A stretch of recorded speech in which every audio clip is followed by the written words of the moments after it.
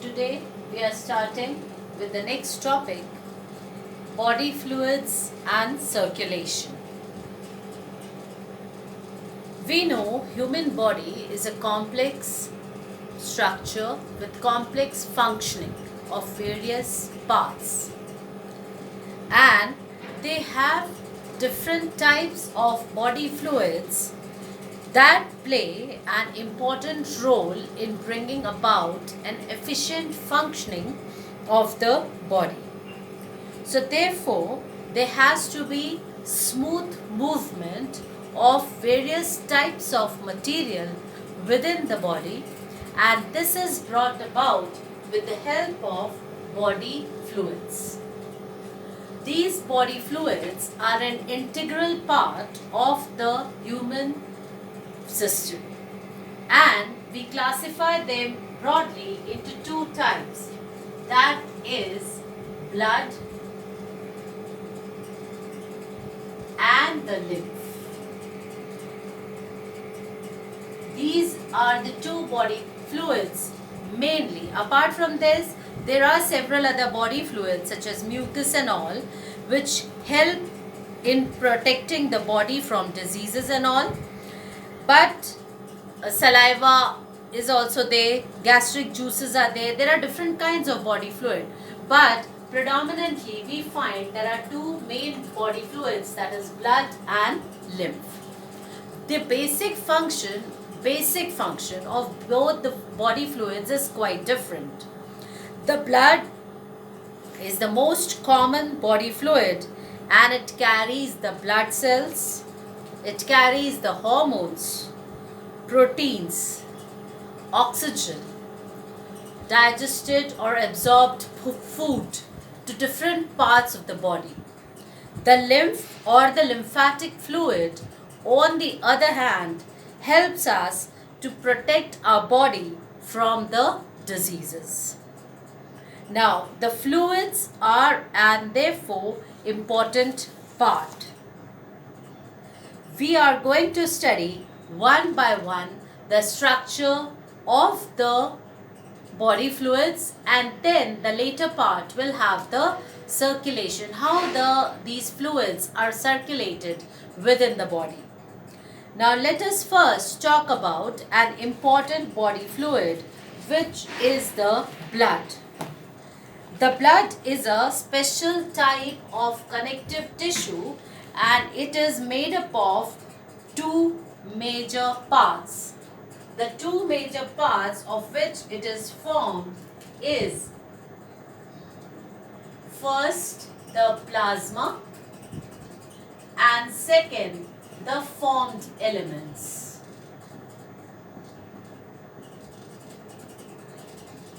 So further, we are classifying the blood into two, plasma and formed elements, will together constitute the body fluid, which is known as the blood.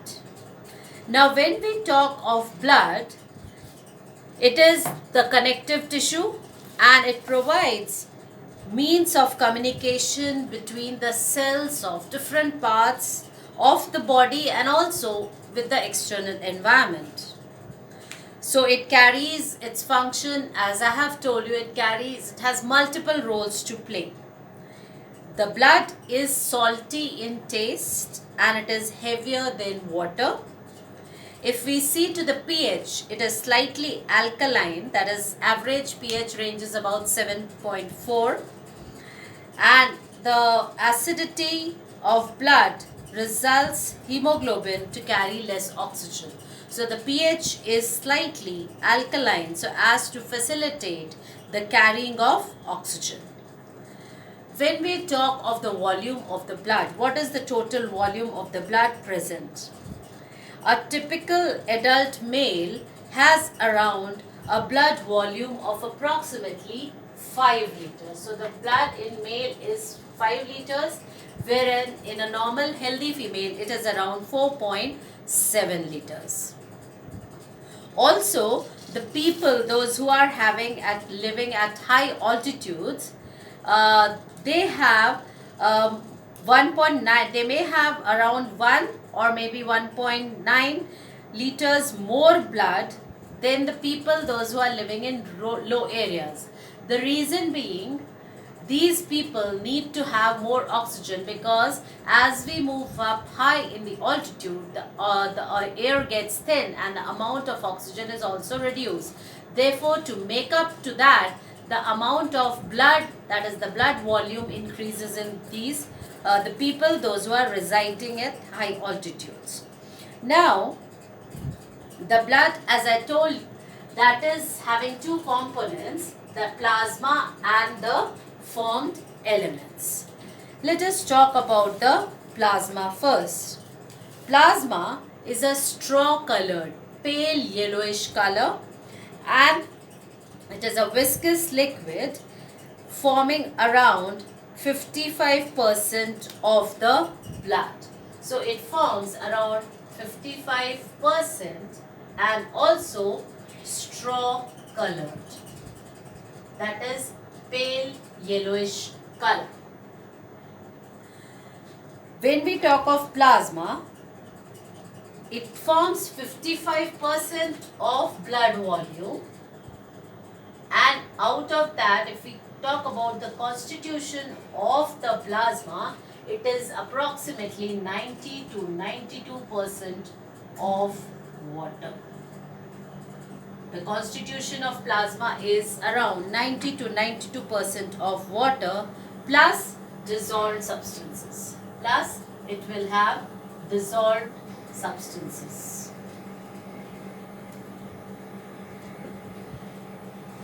The plasma is a viscous fluid. Now there are various types of dissolved substances.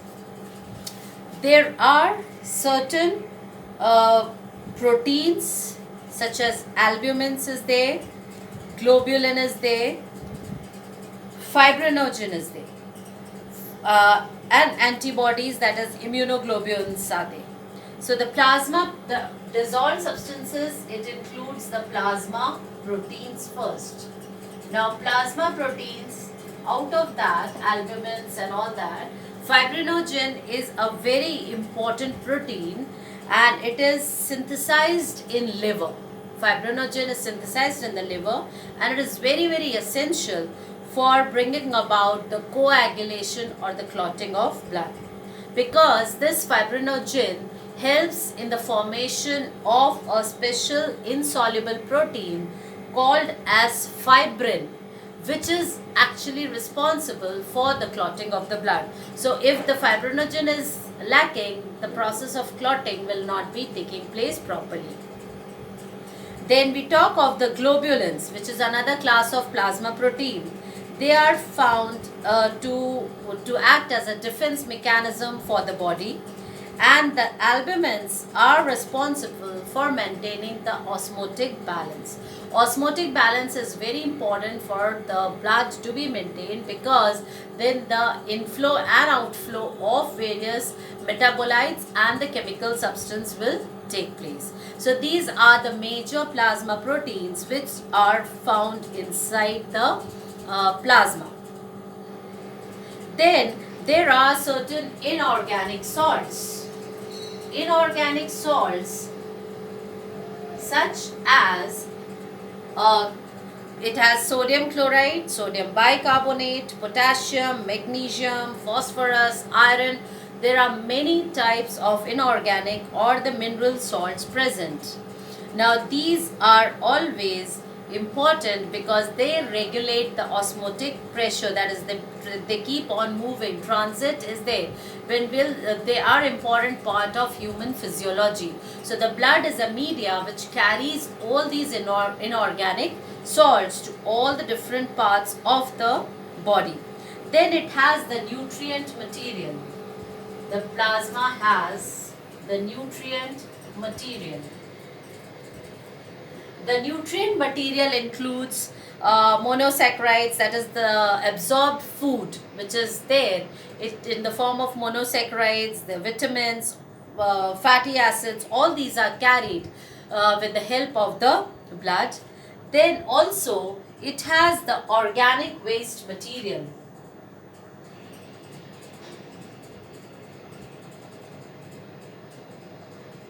organic waste material.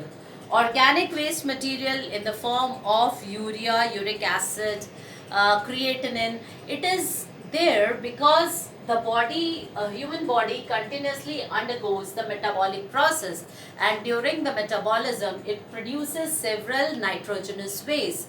These nitrogenous wastes are carried by the blood. Then there are regulatory enzymes such as hormones and all are present.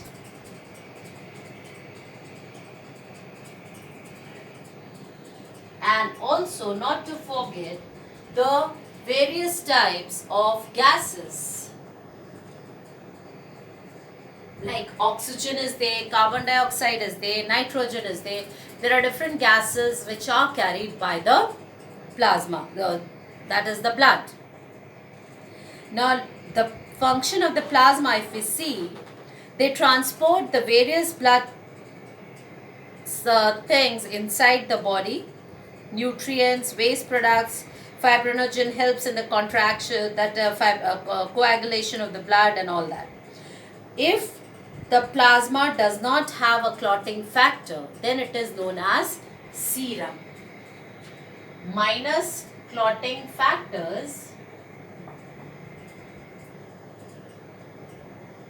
then plasma is known as serum. The serum is very, very important. Now, when we talk of clotting factors, there are 13 clotting factors known to us now. We know 13 clotting factors, and these clotting factors, to name a few, are fibrinogen is there, thromboplastin is there, prothrombin is there, calcium is there, stabilizing factors are there. There are different types. So these clotting factors, if they are absent, the plasma will be now known as serum. That means no clotting will be taking place.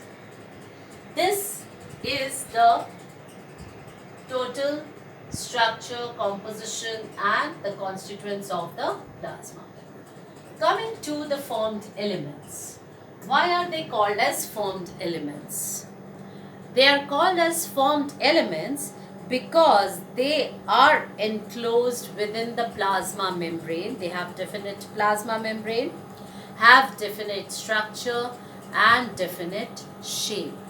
Therefore, they are known as formed elements, since they have a definite structure. Plasma does not have it. Plasma is a medium in which the formed elements are suspended or present.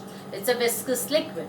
But the formed elements have definite shape, definite structure, and due to the presence of the plasma membrane. Now, when we classify, the formed elements are of three types, that is erythrocytes,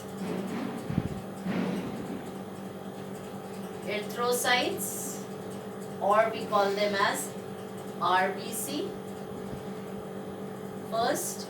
Then second, we have leukocytes, or we call them as WBC. And third, we have platelets. Now, out of the formed elements, both erythrocyte and leukocyte have definite structure, definite shape and all. Only platelets are lacking that, and you'll come to know why the platelets, although they are part of the formed elements, but they do not have definite structure and shape. It is because of their functioning. We'll study about that later. Now, erythrocytes or RBC, a very common term, you are quite familiar with it. They are the most abundant of all the types of cells in the body. And they are, the amphibian RBC are the largest, right? Now, when we talk of the RBCs or the erythrocytes, adult man has approximately 5 to 5.5 million of RBC. And the RBC are counted by hemocytometer. Hemocytometer is a device or an instrument that counts the total number of RBC. The site of the formation of RBC is the red bone marrow in the age of adults. Now there are two important things about RBC. RBC, mature RBC does not have nucleus. Now the lack of nucleus enables it to carry large or maximum amount of hemoglobin. Also, the RBC are biconcave in shape. Biconcave in shape, that means they are a structure like a bowl type. They're biconcave over here, and as a result, this biconcave nature provides them with an increased surface area to carry again more oxygen.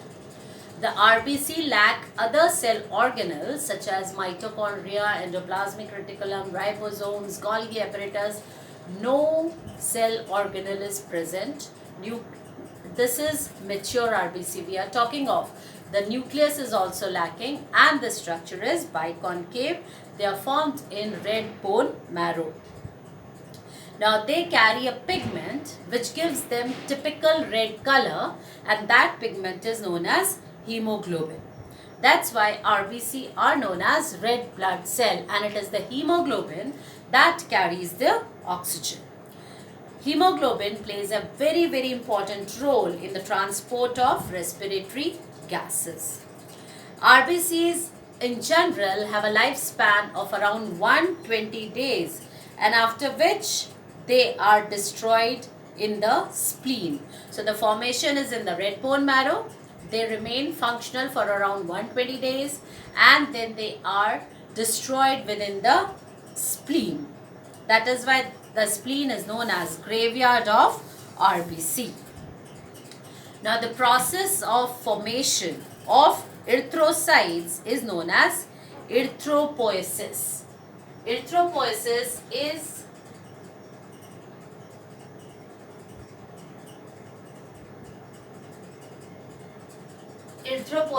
is a phenomena of the formation of the RBC within the red bone marrow, and these bone marrows, not all the bones are taking part in it. The bones which are present in the ribs, sternum, pelvis bone, the vertebra, these are the sites where the erythrocyte is being formed.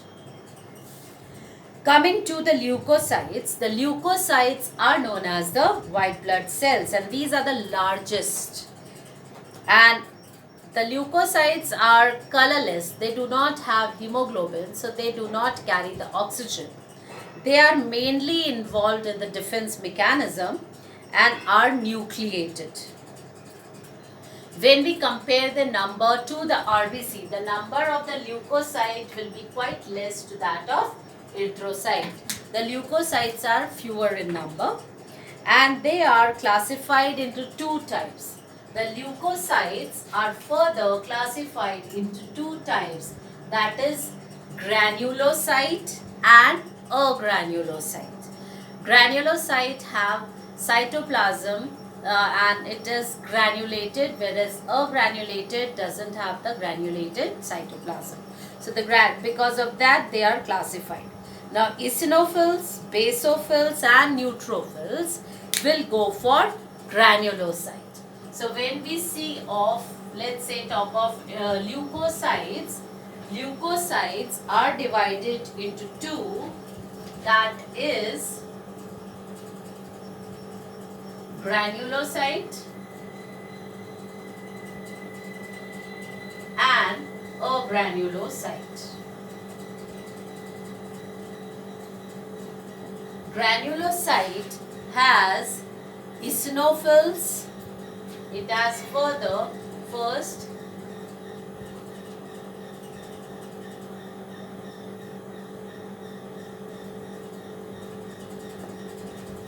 basophils and third neutrophils.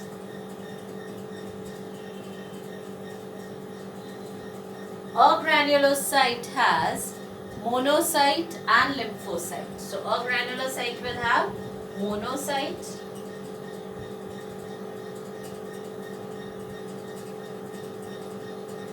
and lymphocyte. These lymphocytes are further as B lymphocyte and T lymphocyte. This depends. B lymphocytes are produced in bone marrow and T lymphocytes are produced in the thymus, that is a thymus gland. So over there we are classifying. So granulocyte and agranulocyte are the two types of leukocytes. Now these leukocytes have different functions like neutrophils, eosinophils, basophils. They are, out of these, neutrophils are the most abundant of the WBC. Basophils are the least. So we have neutrophils as the maximum. And out of this, the neutrophils and monocytes, they are phagocytic. Phagocytic means when any foreign body enters the blood, they engulf and digest because of the digestive enzymes which are present. Eosinophils helps in fighting infection and are also responsible for allergic reactions. Now these lymphocytes are very important for the proper defense mechanism in our body. Functions of WBC, when we say, they help in fighting against, like neutrophils and monocytes, they are phagocytosis and defense mechanism against viruses, bacteria, etc.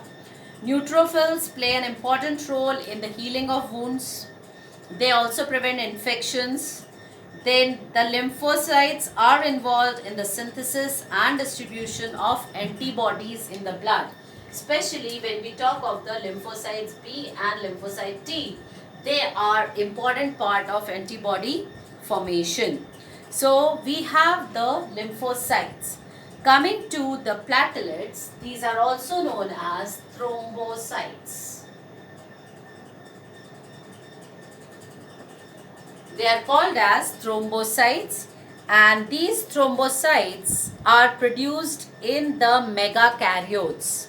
These megakaryotes are specialized cells which are present, which are huge cells, and these megakaryotes are present in the bone marrow, and these are large cells. Now normally the blood has around 1,50,000 to 3,50,000 platelets present. Now these platelets are important because they promote blood clotting, and the lifespan, when we say, that is of platelets, is approximately 1 week.